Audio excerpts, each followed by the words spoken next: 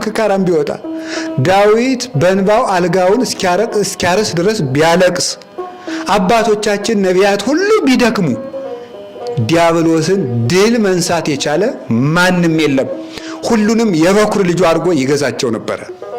ፊት ለፊት ያለው ባህር እኮ ማለት ማንችለው የኃጢአት ጎርፍ ነው። ከኋላ የሚከተላቸው ደግሞ ፈርዖን፣ ዋናው ደግሞ ተከታታያችን ማን አለ? ዲያብሎስ። እሱ ደግሞ አለ። እሱንም ማንም አልቻለም። ኃያሉ የአብ ክንዱ ኢየሱስ ክርስቶስ። ክርስቶስ የእግዚአብሔር አብ ኃይል ነው። እስመ ክርስቶስ ኃይለ እግዚአብሔር ውእቱ ይላል ቅዱስ ጳውሎስ አንደኛ ቆሮንቶስ ምዕራፍ 1 ላይ። ክርስቶስ የአብ ክንዱ ነው። እሱ ግን በመጣ ለዚህ ዳዊት የጠየቀው ይሄን ነበረ። ክንድህን ከአርያም ላክ አለው።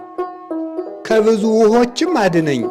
ክንድህን ላክ ማለት የሰው ክንድ የሚቀጠቅጠው ጠላት አይደለም። ላያችን ላይ የነበረው የአምላክ ክንድ ብቻ የሚቀጠቅጠው ክፉ ጠላት ነበረብን። እሱም ዲያብሎስ ነው። ስለዚህ እውነተኛው ሙሴ ጌታችን መድኃኒታችን ኢየሱስ ክርስቶስ ወደዚህ ዓለም መጣና ቀኝ እጁን ወደ ቀኝ ግራ እጁን ወደ ግራ ዘርግቶ ተሰቀለ። እጁን የዘረጋ ጎልማሳ ጠላቱን እንደሚያደቅ መድኃኔ ዓለም በዘረጋው እጁ ዲያብሎስን ቀጠቀጠልን። ያን ክፉ ፈርዖን ነው የቀጠቀጠልን። ያን ቀንበር ነው የሰበረልን መድኃኔ ዓለም። ቆላሲስ ምዕራፍ 2 ቁጥር 14 ላይ በመስቀሉ ጥልን ገደለው እንዳለ ቅዱስ ጳውሎስ። ስለዚህ ዲያብሎስ ጌታ የገደለልን ዲያብሎስን ነው። አሁን ዛሬ መች ሞቷል ልንል እንችላለን። እኛው ነው እያዳን ነው ያለ። ዲያብሎስ ሞቶ ነው።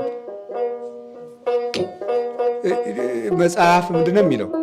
ሞት ሆይ መውጊያ ወዴት አለ አይደለም የሚለው። አሁን ሰይጣን ምን አይነት ሆኗል ሲባል አባቶቻችን ምንድነው የሚሉት? መርዙን እንደተፋ እባብ ነው። መርዙን የተፋ እባብ ምን እጅ ላይ ቢጠመጥሙት እዚህ ላይ ቢጠመጥሙት ምን አባቱን ያደርጋል? ወዲህ ቢቅለበለም ማለት ነው። ግን ሕፃኑን ያስደነግጣል።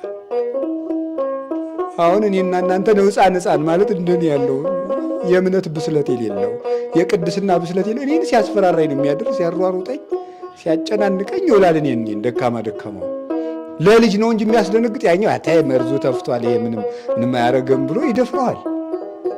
ትልልቆቹ ደፍረውታል። እኛ ምን ሆነን ነው ያቃተን? ልጅ ሆነን። እግዚአብሔር ያብስለን ትልቅ ያርገን እንጂ ዲያብሎስ እንግዲህ መርዙን ተፍቷል። አንዱ እንግዲህ ይሄ ድሮ እኮ እንኳን እንዲና እንዲች አድርጎ ማሸነፍ ስንት መስዋዕት ተሰምቶ እኮ ሰይጣን አይርቅም። አሁን እኮ በስመ አብ ወወልድ ወመንፈስ ቅዱስ አሐዱ አምላክ ብሎ ሰይጣን ይርቃል። እስቲ ተመልኩ። ጣትን እንዲች ማድረግ ሰይጣንን ሊያርቀው ይችላል? ላመነ ልቡ ለቀና ጥመት ለሌለበት ግን ይችላል። ዲያብሎስን ነው ክርስቶስ ድል የነሳልን። የተማረከ ወታደርን ሕፃን ልጅ እንደሚጎትተው ዲያብሎስን ድል ነስቶ መርዙን አስተፍቶ ኃይሉን አጥፍቶ እንኩ እንግዲህ እንደፈለጋችሁ አድርጉት ብሎ መድኃኔ ዓለም ሰጥቶናል። ስለዚህ ክርስቶስ ድል የነሳልን እሱን ነው። ከዲያብሎስ ቀንበር ነፃ ላወጣን ለትንሣኤያችን በኩር ለኢየሱስ ክርስቶስ ክብር ምስጋና ይግባው።